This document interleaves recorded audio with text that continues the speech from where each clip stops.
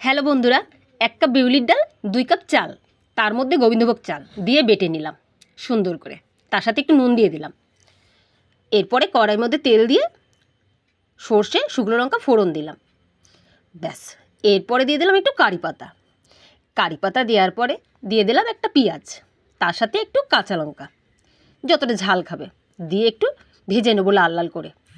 তারপরে সুন্দর করে আমি আলুগুলো দিয়ে দিলাম।